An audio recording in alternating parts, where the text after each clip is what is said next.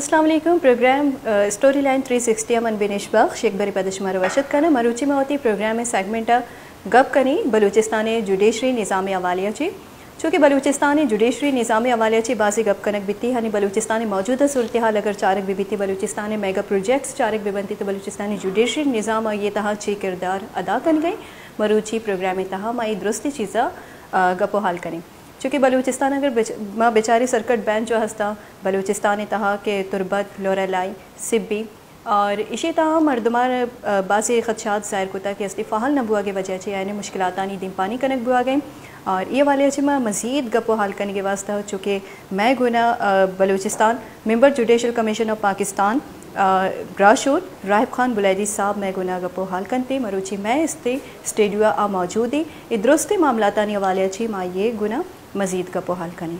अस्सलाम वालेकुम जनाब।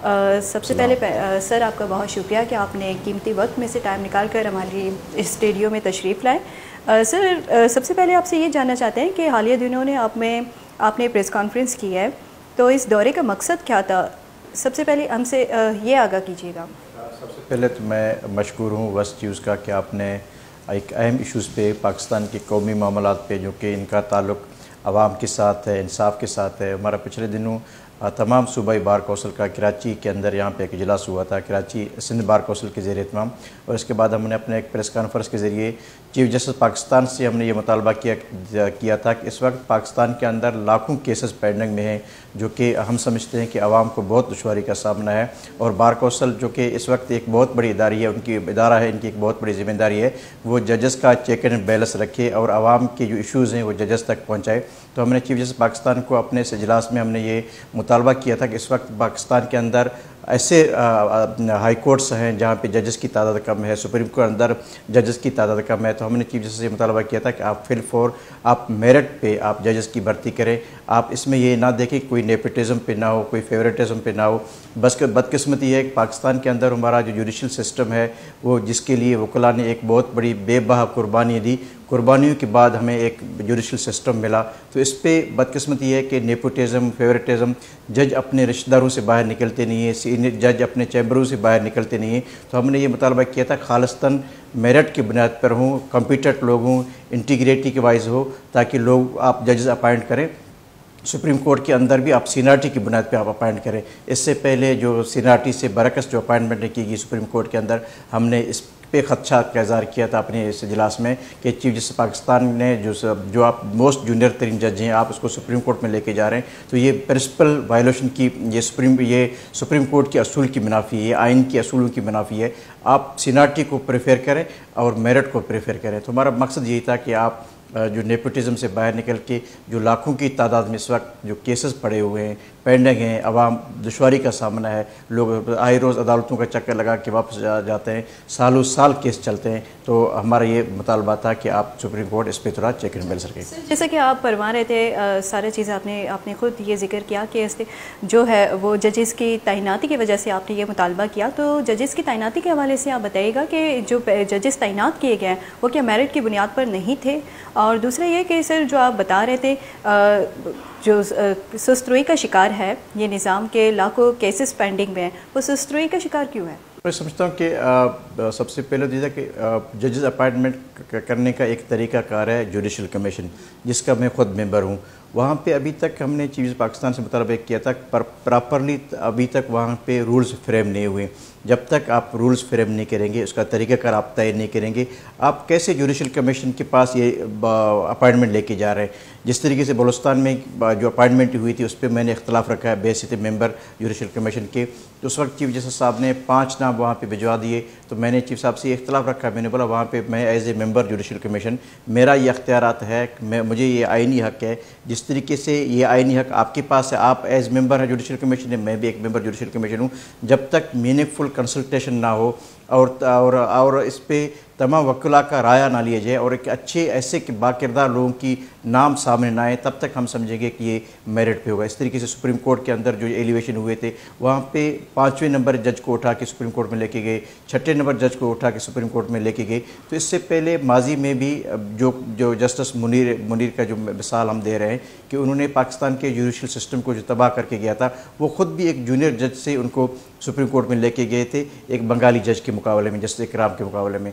तो वो एक बंगाली जज को रोकने के लिए उन्होंने जस्टिस मुनीर को, जूनियर जज को सुप्रीम कोर्ट में लेके गए और वहाँ से नज़रिए मौलाना तमीज़ुद्दीन का जो केस था, वो जो उन्होंने सिंध हाई कोर्ट में केस जीता हुआ था, जो पहले दस्तूर साज़ असम्बली के हवाले से उनका जो आइनी कमेटी थी, तो उसके बाद वो जब सुप्रीम कोर्ट में केस चलेगी, उस वक्त फेडरल कोर्ट कहलाता था, तो वही जस्टिस मुनीर ने उस सिंध हाई कोर्ट के उस फैसले को कालादम करार देके नज़रिए ज़रूरत को ज़िंदा किया था। जब जुडिशरी के अंदर नज़रिए ज़रूरत होगा तो मैं समझता हूँ फिर आवाम का इस अदालती निज़ाम पर इंसाफ उठ जाएगा।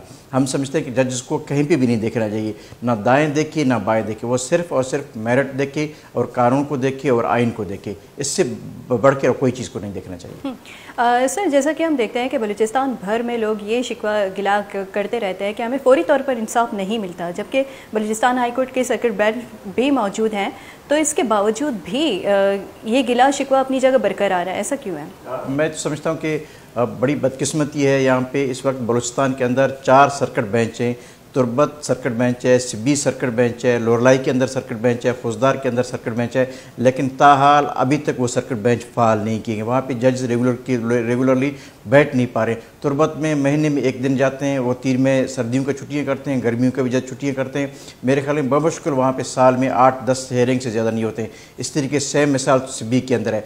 अभी तक फौजदार के अंदर, लोरलाई के अंदर इसकी इंफ्रास्ट्रक्चर का बुनियाद ही नहीं रखा गया है कि लोरलाई में हाई कोर्ट सर्किट बेंच कायम किया गया, जजेस उसके नाम पे रखे गए। लोरलाई का और फौजदार का जो बिल्डिंग है, कोर्ट कहाँ पे बनेगी, उसका कोई इंफ्रास्ट्रक्चर नहीं है, अभी तक कोई ईंट भी नहीं रखा गया है, पहले से जज भर्ती की। ये वो वाहिद वजूहत हैं जिनकी वजह से लोग वाकई सफ़र कर रहे हैं। हमारा बलूचिस्तान बार कौंसिल का, बलूचिस्तान के वकला का, आवाम का, इससे इवन ये अभी बलूचिस्तान असम्बली में एक करारदाद आया था, लेके आए थे, उन्होंने भी ये मुतालबा किया था कि बलूचिस्तान के सर्किट बेंच को फाल कीजिए। इस तरीके से सेनेट की स्टैंडिंग कमेटी में गुज़श्ता दिनों में वहाँ पे इस्लामाबाद में मौजूद था, वहाँ पे सेनेटर अली ज़फ़र उसके चेयर कर रहे थे, रज़ा रब्बानी साहब वहाँ पे मौजूद थे, कामरा मुर्तज़ा सेनेटर साहब मौजूद थे, सरदार शफीक तरीन साहब मौजूद थे। उन्होंने बुलाया हुआ था कि भाई बलूचिस्तान के जो सर्किट बेंच है क्यों रेगुलर नहीं हो रहे। वहाँ पर मैंने ये बात की कि देखिए, बलूचिस्तान के अवाम अपने आइनी हकूक़ के लिए, जो इनका बुनियादी हक़ है कि सर्किट बेंच, हम आइनी हकूक़ के लिए हम कई सालों से बलूचिस्तान के वकला सरापा एहतजाज हैं, हमें वो आइनी हकूक़ नहीं दिए जा रहे। हमारा डिमांड क्या है कि सर्किट तुर्बत बेंच को रेगुलर करो, क्या ये गैर आइनी है? हमारा डिमांड है फौजदार को रेगुलर करो, हमारा डिमांड है कि लोरलाई को रेगुलर करो, हमारा डिमांड है कि सिब्बी को रेगुलर करो। जो कि आइन के अंदर ये चीज़ें मौजूद हैं, वहाँ पे जहाँ पे सर्किट बेंच है उसको रेगुलर बैठना चाहिए और रोज़ाना की बुनियाद पर केस की समाअत होना चाहिए। फ़ाल ना होने की वजह कुछ आप बता सकते हैं, क्योंकि आप लोग मुतालबा कर रहे हैं जो जायज़ है, लेकिन फ़ाल ना होने की वजह क्या है, कौन रुकावट है, ऐसा कौन? मैं समझता हूँ कि इस वक्त हमारे जो जज साहबान ने वो शहर से बाहर निकलना नहीं चाहते हैं। वो तनख्वाह इस वक्त लाखों में लेते हैं और वो ये नहीं चाहते हैं कि हम अपने बच्चों को, ज़ाहिर है वहाँ पे वो तुर्बत कोयटा में जो उनके बच्चे पढ़ते हैं, फैमिली के साथ रहते हैं, वो जाकर तुर्बत में या सिब्बी के गर्म इलाकों में जाकर रहेंगे या फौजदार या लोरलाई के पसमानदा इलाकों में रहेंगे। बुनियादी तौर पर इंसाफ का तकाजा यही है कि डोर टू स्टेप, जब आप आवाम को उनकी दहलीज पे इंसाफ दो, आप आवाम को दहलीज पे इंसाफ उस वक्त आप दे सकेंगे जब तक आप वहाँ पे मौजूद होंगे। तो ये कोयटा से बाहर निकलना नहीं चाहते हैं, वो कहते हैं कि हम तनख्वाह भी लें, जजी भी करें, नौकरी भी करें और बाहर भी ना जाएं। बुनियादी वजह ये है। मतलब तो हम ये समझते हैं कि इंसाफ करने वाले खुद नाइंसाफियाँ कर रहे हैं। बिल्कुल, इसलिए तो हम एहतजाज पे हैं। हम एहतजाज इसलिए कर रहे हैं कि हमें इंसाफ दो। इंसाफ किससे मांग रहे हैं हम? वो भी चीफ जस्टिस से मांग रहे हैं। जो लोगों जिनसे लोगों की तवक्का वाबस्ता है, लोग ये समझते हैं, आवाम ये समझता है कि इंसाफ दिलाने में वकील का एक बहुत बड़ा किरदार है। यकीनन उसका वकील का बहुत बड़ा किरदार है। अब वकील एहतजाज कर रहे हैं इंसाफ के लिए, बेंचेस की रेगुलर के लिए। अच्छा सर, जैसे कि आपने प्रेस कॉन्फ्रेंस किए, मुतालबात रखे और इन चीज़ों को, इन इशूज़ को हाईलाइट किया, क्या इससे उम्मीद लगाई जा सकती है कि मसले जल्द हल हो सकते हैं? मैं तो पाकिस्तान बार कौंसिल का और इस वक्त तमाम सूबाई बार कौंसिल जो कि इस वक्त सबसे बहुत बड़े बॉडीज़ हैं, हमने अपने मुतालबात में चीफ जस्टिस पाकिस्तान से और चीफ जस्टिस बलूचिस्तान से ये मुतालबा किया था कि आप फौरी तौर पर बेंचेस को रेगुलर करें। इसके साथ साथ हमने चीफ जस्टिस पाकिस्तान से ये मुतालबा किया था कि सुप्रीम कोर्ट के अंदर जो जजेस इस वक्त दो पोस्टें खाली हैं, आप जो सीनियर तरीन जज है चीफ जस्टिस सिंध सीनियर तरीन जज है आप उसको ले लें। हम नहीं कहते हैं बलूचिस्तान से लें, खैबर पख्तूनख्वा का जो चीफ जस्टिस है वो सीनियर है, आप उसको ले लें। किसी भी सीनियर जज को वहाँ पे तैनात करें, लेकिन सुप्रीम कोर्ट की जो स्ट्रक्चर है उसको कंप्लीट करें। इस तरीके से सिंध हाई कोर्ट में काफ़ी सालों से असामियाँ खाली पड़ी हुई हैं। पंजाब के अंदर ये इशूज़ है, खैबर पख्तूनख्वा के अंदर इशूज़ है, बलूचिस्तान के अंदर ये इशूज़ है। अब बलूचिस्तान के अंदर बलूचिस्तान में अब पहले एक पोस्ट पहले वैकेंट था, अब दूसरा जो कि जस्टिस हमीद बलोच साहब 1 जनवरी से रिटायर हो रहे हैं। अब बलूचिस्तान में भी 2 असामियाँ खाली हैं। हाई कोर्ट के लेवल की 2 असामियाँ फिल ना करने का मकसद ये है कि आप एक बहुत बड़े जो है लोगों को आप उनके आईनी हकूक़ से महरूम रखने की मतला जाता है। सर, जैसे कि 8 अगस्त 2016 पे एक अलमनाक वाक़या कोयटा में पेश आया, जो वकला में से जो क्रीम जाने जाते हैं वो उस अलमनाक वाक़े में शहीद हो गए। तो इस वाक़े के बाद आपको नहीं लगता कि इसकी भी एक वजह हो सकती है कि एक गैप आ गया हो?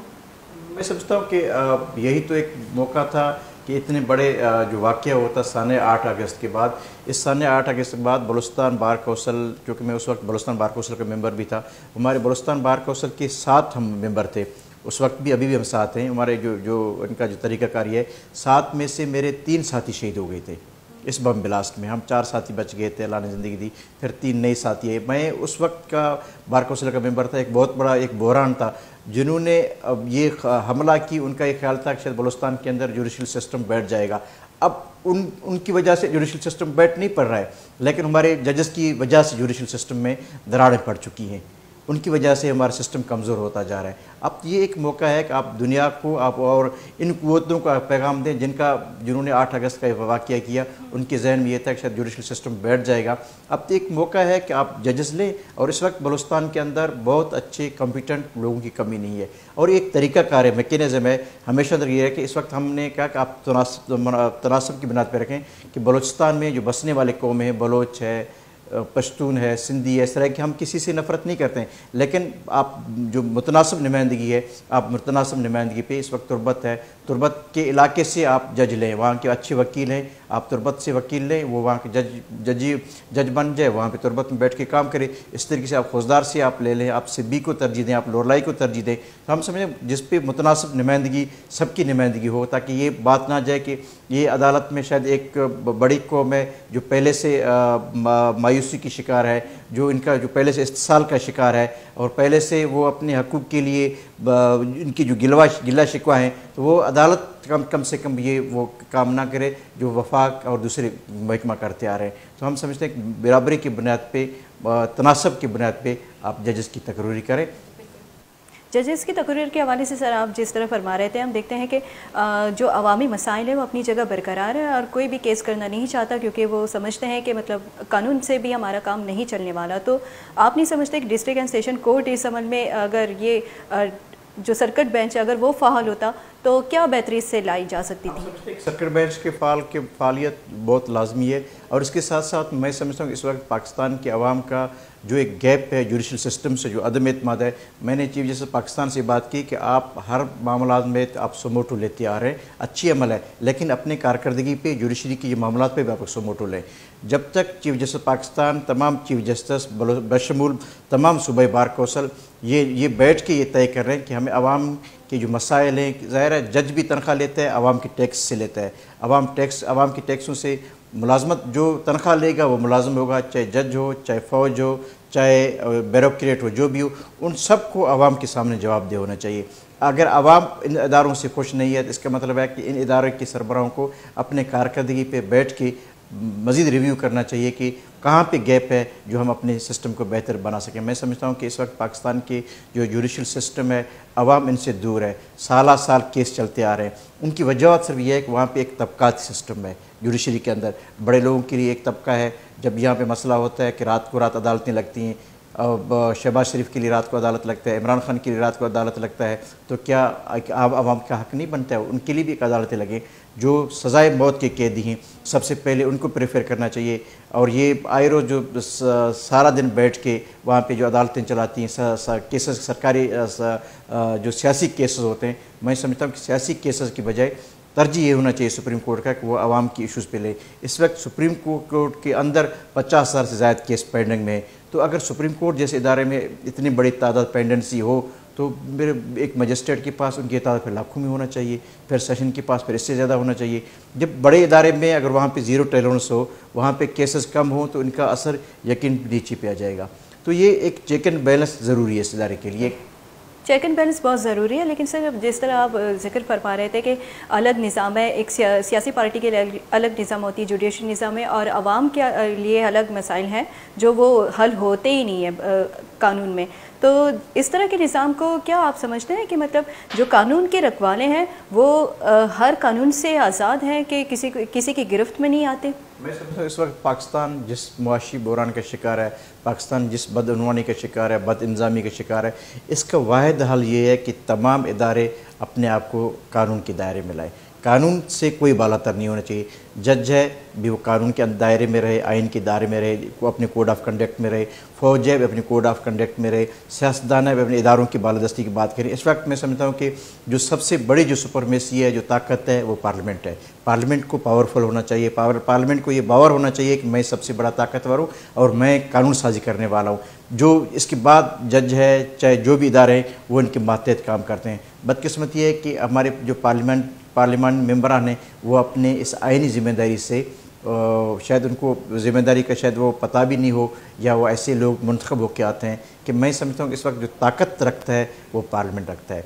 आइन की बालादस्ती होना चाहिए, कानून की बालादस्ती होना चाहिए, हर इदारे अपने अंदर बैठ के काम करें तो इस मुल्क का और आवाम के मसाइल मुश्किल खुद हल हो जाएंगे। बिल्कुल सर, आपसे मज़ीद बातचीत जारी रहेगी। दवाद बुते गोंडे ब्रेक ब्रेकर सीरी मसीद में अस्ते गपो हाल बढ़ जहाँ मैं अमरादारी विकने।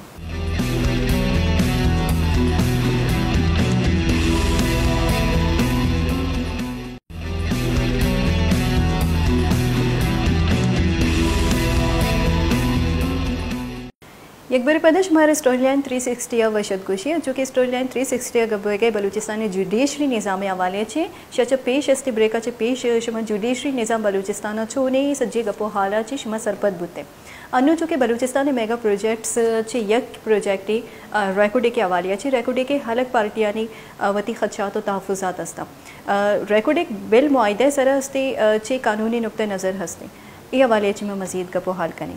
सर बताइएगा कि रेकोडिक का ये जो मसला है वो इंतहाई संगीन है मसला है जिसमें हर पार्टी के तहफ़्फ़ुज़ात और ख़दशात मौजूद हैं। तो इस हवाले से कानूनी हवाले से क्या नुक्ते नज़र है इसमें? सबसे पहले तो मैं समझता हूँ कि रेकोडेक के हवाले से सुप्रीम कोर्ट पाकिस्तान का जो एक फ़ैसला था, इफ्तिखार चौधरी साहब ने मौलाना अब्दुल हक बलोच साहब के केस में एक फ़ैसला दिया था कि इस कंपनी को उन्होंने डिफ़ाल्टर करार दे के, चूँकि वो नाकाम हो चुका था बलूचिस्तान में काम करने में। इसके बाद इससे कबल भी पाकिस्तान के अपने साइंसदानों डॉक्टर समर मुबारक ने एक कोशिश की बलूचिस्तान के वसाइल से 12 अरब रुपये लेके उसने बोला कि मैं रेकोडेक चलाऊँगा, वो भी नाकाम हो चुका।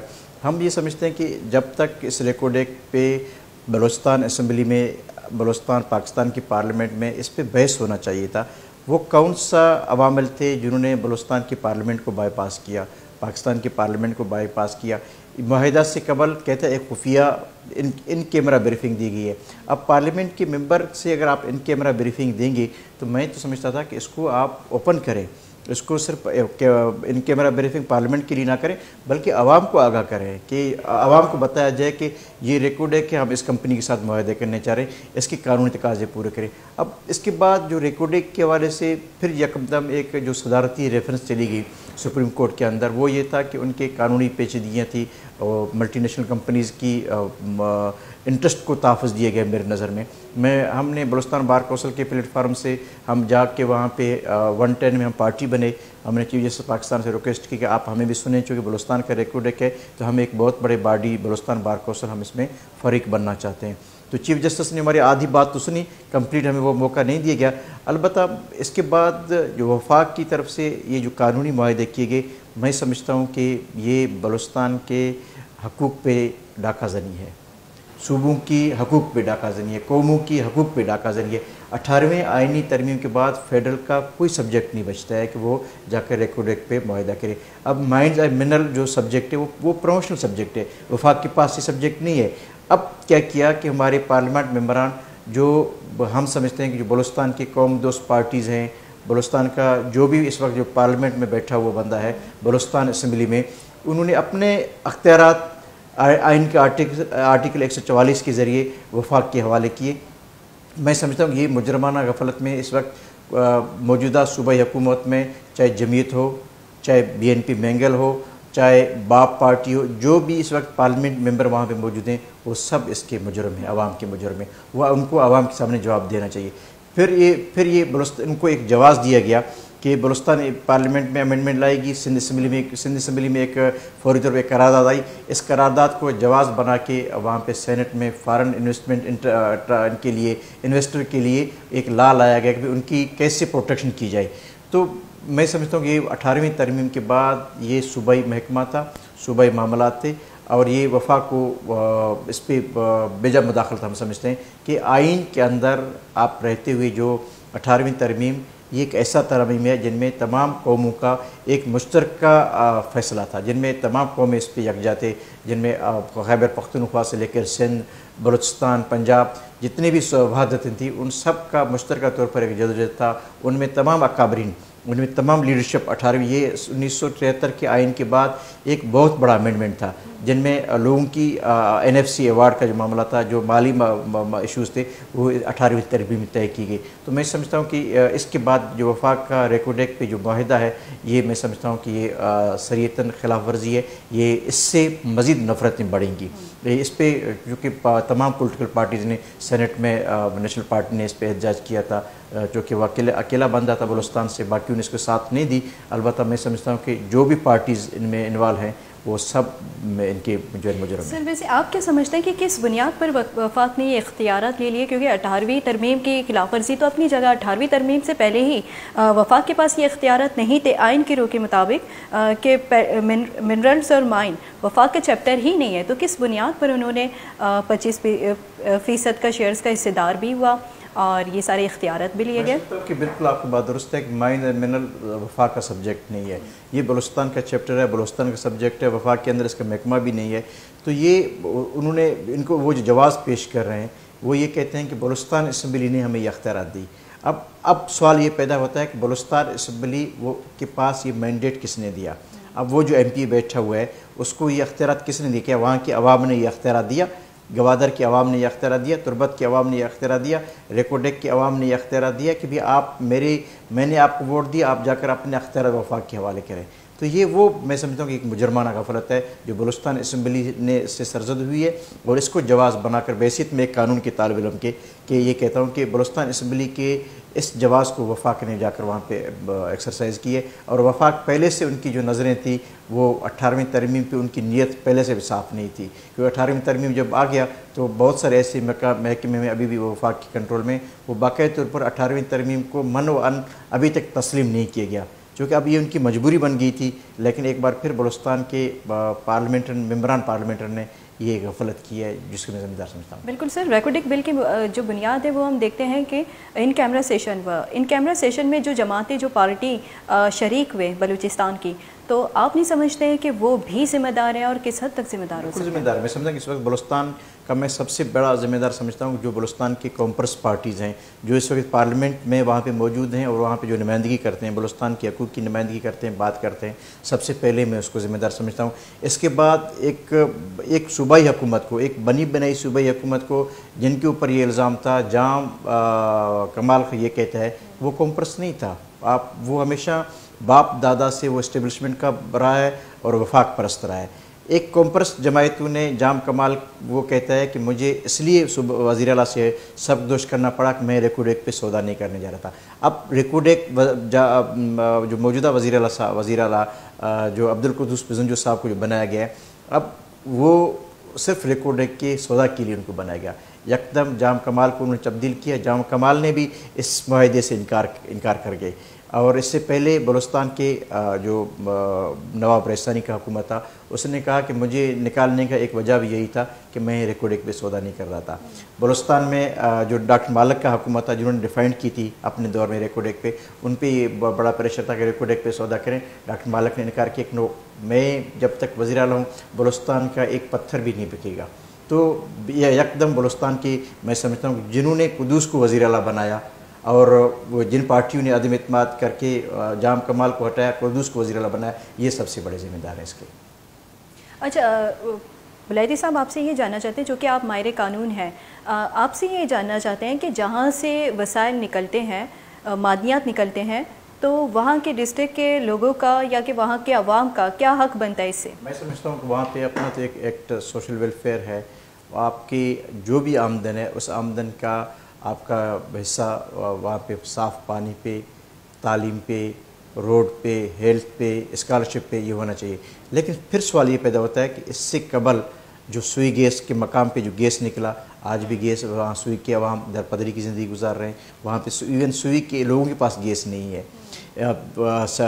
सीपेक है, गवादर के अवाम आज भी आप देख रहे हैं सरापा एहतजाजें, गवादर के अवाम के पास पीने का पानी नहीं है, वहाँ के लोगों की बुनियादी सहूलियात नहीं है, गैस, बिजली, पानी कुछ भी वहाँ पे नहीं है, वो वहाँ पे लोग एहतजाज पे हैं। तो ये उनकी बुनियादी हकूक़ में शामिल है। अब इस तरीके से वहाँ पे उच्च पावर प्रोजेक्ट है नसीराबाद में, 800-850 मेगावाट बिजली पैदा करता है और नसीराबाद रीजन में 1 मेगावाट बिजली भी नहीं दी जाती है। तो ये वो चीज़ें कि सबसे पहले ट्रस्ट कैसे आप बिल्ड करेंगे। अब बात ये किया गया कि बलूचिस्तान रेकोडेक से शायद बलूचिस्तान के और रेकोडेक इन इलाकों में बड़ा इनकलाब आएगा, तो माजी की हम चीज़ों को देखते हुए हम समझते हैं कि ये एक बदइत्मादी है और इससे पहले गैस आप लेके गए, उनका कोई भी हिसाब नहीं है। जो सीपेक है, आपने लाहौर से मुल्तान का सीपे मोटरवे बनाया, सीपे का मोटरवे है, मुल्तान से सक्खर आपने सीपे का मोटरवे बनाया, अब सक्खर से आप हैदराबाद बना रहे हैं, इस्लामाबाद से आप मानसेरा सीपे का मोटरवे बना रहे हैं। अगर मोटरवे का बुनियाद नहीं है तो बलूचिस्तान में नहीं है। हालांकि उसको पहले तो गवादर से आप मोटरवे का बुनियाद लेके, गवादर को आप लाहौर से कनेक्ट करो, गवादर को आप इस्लामाबाद से कनेक्ट करो, जो सीपे का बुनियादी कंसेप्ट है। तो आपने बलूचिस्तान में तो 1 किलोमीटर मोटरवे भी नहीं बनाया। आपने जो काम किया वो पंजाब में किया या सिंध में किया या खैबर पख्तूनख्वा में किया। अच्छा, रेकोडेक बिल के हवाले से अगर चूँकि आप लोग के भी तहफ़्फ़ुज़ात हैं, जिस तरह आप लोगों ने केस लड़ा, आप खुद फरीक रहे इसमें, तो बलूचिस्तान बार काउंसिल का इस हवाले से क्या मौक़िफ़ था? हम समझते हैं कि हमारा ये मौक़िफ़ था कि आप रेकोडेक पे चूँकि एक ऑलरेडी एक फ़ैसला मौजूद है, आप इस पर जल्दबाजी ना करें। इस पर आप एक लार्जर बेंच तश्कील दें जिनमें तमाम जज वहाँ पे बैठें और इसको सुने। और सबसे पहले ये था कि अब इसकी ज़रूरत नहीं है कि ऑलरेडी एक सुप्रीम कोर्ट की जजमेंट मौजूद है, इसके आड़ में शायद हमारे इदारे पे कोई तनकीद ना करे कि सुप्रीम कोर्ट ने भी एक बार फिर नज़रिए ज़रूरत को ज़िंदा किया इस बिल के हवाले से। हम समझते हैं कि बलूचिस्तान बार कौंसिल का ये मौक़िफ़ था कि आप बलूचिस्तान के अवाम को, बलूचिस्तान की वकला की मर्ज़ी के बगैर, मुनशा के बगैर आप ऐसा कोई भी मुआहदा ना करें जो वफाक के सुप्रीम कोर्ट जैसे इदारे के ऊपर कोई नाम लगे, क्योंकि ये बराह रास्त सियासी पार्टियों का मामला है, कौमी मामला है। आप में इसमें जल्दबाजी ना करें, जब तक सूबाई हुकूमत खुद बैठ के इस पर कोई फैसला ना करे, सुप्रीम कोर्ट में इस पर मुदाखलत नहीं करना चाहिए। सुप्रीम कोर्ट ने जिस तरह ये रेकोडेक के हवाले से फ़ैसला सुनाया था, तो उनका ये फ़ैसला था कि उनका ये कहना था सुप्रीम कोर्ट का कि तमाम सियासी जमातों को एतमाद में लिया गया, इसके जो है वो फ़ैसला इसलिए सुनाई दिया गया। लेकिन हम देखते हैं कि जो तमाम सियासी जमातें हैं सिवाय बाप के, वो इस चीज़ को नहीं मान रहे कि हमें एतमाद में नहीं लिया गया। तो क्या इसके बाद ये जो बिल है वो कलअदम किया जा सकता है? मैं समझता हूँ अगर बाप को अगर एतमाद में नहीं लिया गया तो फिर किस पार्टी को एतमाद में लिया गया? वहाँ पे तो किसी को भी एतमाद में नहीं लिया गया। इनके मेरा ब्रीफिंग, बाप तो इससे मुत्तफिक है, बाप को इतराज़ नहीं है। लेकिन बाप को तो अगर बाप मुतफिक है तो बलूचिस्तान की आवाम मुतफिक नहीं है। जब तक बलूचिस्तान की आवाम मुतफिक नहीं होता, बलूचिस्तान की तमाम सियासी पार्टियाँ मुतफिक नहीं होते और इन पर तमाम कानूनी तकाजे पूरे नहीं किए जाते, तब जाकर आप इस पर कोई फ़ैसला करते। मेरे नज़र में उन्होंने जो भी यहाँ पे जो की गई है वो उजलत में की गई है और जल्दबाजी में की गई है। और बलूचिस्तान के असम्बली को और बलूचिस्तान के पार्लियामेंटन को वहाँ पे किरदार अदा करना चाहिए था। मैं समझता हूँ कि सेनेट के अंदर जो बैठे हुए हैं वहाँ पे आप एक किरदार अदा करते, नेशनल असम्बली में बैठ के किरदार अदा करते। अब बदकिस्मती ये है कि हमारे जो मेम्बरान पार्लियामेंट हैं वो बिल्कुल उन्होंने किसी ने स्टडी किया नहीं, किसी ने पढ़ा नहीं है कि रेकोडेक में जो मुआहदा है, आज तक कोई सियासी पार्टी ये बोले कि इस मुआहदे के क्या मुंदरजात हैं और इसकी एग्रीमेंट किस दरमियान एग्रीमेंट हुए, तो किसी को पता भी नहीं है। जब वो मेम्बरान को बोला गया कि भाई आप लोगों ने हाथ खड़ा करना है तो उन्होंने हाथ खड़ा कर दिया। अच्छा सर, जैसा कि सवाल मेरा ये था कि जो जमातें इस बिल से मुत्तफिक नहीं हैं, उनको इनके खदशात या तहफ़्फ़ुज़ात हैं, तो अगर वो इस बिल को चैलेंज करें सुप्रीम कोर्ट में तो क्या फ़ैसला आ सकता है? मेरे ख्याल में अभी तक तो सुप्रीम कोर्ट का अपना तो एक फैसला आ चुका था। अब चूँकि ये एक ऐसा कि एक मुआहदा है, अगर अब पहले ये था कि अगर अब मजबूत पार्लियामेंट आते हैं, वो अपने सूबे में अगर कानून साजी करते हैं और ये कानून साजी में फिर वफाक और वहाँ पे कौमी असम्बली में कानून साजी करवाने में कामयाब हो जाते हैं, तो इसके बाद फिर मेरे ख्याल में वो एक जवाज़ बनेगा आपको किसी सुप्रीम कोर्ट में किसी इदारे में जाने का। इस वक्त आपके पास कोई जवाज़ नहीं है कि आप सुप्रीम कोर्ट में जाएँ। अच्छा सर, दूसरा ये कि अगर देखते हैं कि इस वक्त बलूचिस्तान भर में लोग सराफा एहतजाज है अपने अलग अलग मसले और मसाइल पर। अब जिस तरह की ग्वादर के दरना के हवाले से अगर हम देख लें तो मौलाना साहब भी सराफा एहतजाज हैं, उनके जायज़ मुतालबात हैं। वो ये कह रहे हैं कि उनके जायज़ मुतालबात हैं जो मान लिए जाने और अवामी ताकत उनके पास है। लेकिन गुज़श्ता दिनों जो पुलिस ने जिस तरह उनके कैंप पर धावा बोल दिया है, तो क्या कोई सियासी लीडर अगर वो अपने जायज़ मुतालबात पर एहतजाज कर रहे हो, क्या उसके खिलाफ FIR दर्ज हो सकती है? मैं समझता हूँ, देखिए FIR दर्ज तो हो सकती है। FIR तो क्योंकि मैं कानून के हिसाब से अगर कोई क्योंकि एहतजाज का भी एक दायरा होता है, अगर आप दायरा से क्रॉस करेंगे तो जो FIR के मुंदरजा जाते वो यही थे कि उन्होंने दायरा में क्रॉस किया, FIR तो हो सकती है। अलबत्ता हम ये समझते हैं कि इस वक्त अवाम सरापा एहतजाज क्यों है, सवाल ये पैदा होता है। गवादर के अवाम सरापा एहतजाज हैं, नसीराबाद के सैलाब मुतासिरीन सरापा एहतजाज हैं, बलूचिस्तान से वकला सरापा एहतजाज हैं, बार्डर आपके बंद हैं जो रोज़ाना बुनियाद पर तजारत होती है। अब बार्डर की बंद से वहाँ की अवाम नान व शबीना से मोहताज हो गए। वहाँ पे आप लोगों ने छोड़ दिया कि वह अगर बार्डर नहीं होगा, एग्रीकल्चर नहीं है, इंडस्ट्री नहीं है, तो लोग वहाँ पे क्या करेंगे? तो फिर इस किस्म के लोग वारदातों में चले जाएंगे। हम समझते हैं कि इस वक्त जो सूबाई हुकूमत है या जो वफाकी हुकूमत है कहीं पर भी नज़र नहीं आ रही है, अमलन अवाम में वो नहीं है जिसके ऊपर कोई अवाम एतमाद करे ये वफाकी हुकूमत मेरे लिए या सूबाई हुकूमत मेरे लिए। मैं समझता हूँ कहीं पे भी नज़र नहीं है। अवाम अपने इस हकूक़ के लिए जो भी एहतजाज करते हैं, हम समझते हैं गवादर के अवाम जो सरापा एहतजाज हैं, उनके सियासी कारकुनों को जो गिरफ़्तार किया गया है, मैं समझता हूँ कि वो इलीगल डिटेंशन है, गैर कानूनी गिरफ्तारियाँ हैं। इस पर फौरी तौर पर जो है सुप्रीम कोर्ट को एक नोटिस लेना चाहिए, या बलूचिस्तान हाई कोर्ट के पास तो वो पावर नहीं है सोमोटो के, लेकिन कोई भी अगर वहाँ पे एक पटिशन को जवाज़ बना के वहाँ पे हाई कोर्ट में भी जा सकता है। तो गवादर के अवाम के जो जायज़ मुतालबात हैं, हम समझते हैं कि गवादर के अवाम का मुतालबा है कि हमें ये पानी दो, ये इसका जायज़ मुतालबा है। गवादर के अवाम कहते हैं कि हमें बिज़नेस करने दो, इसका जायज़ मुतालबा।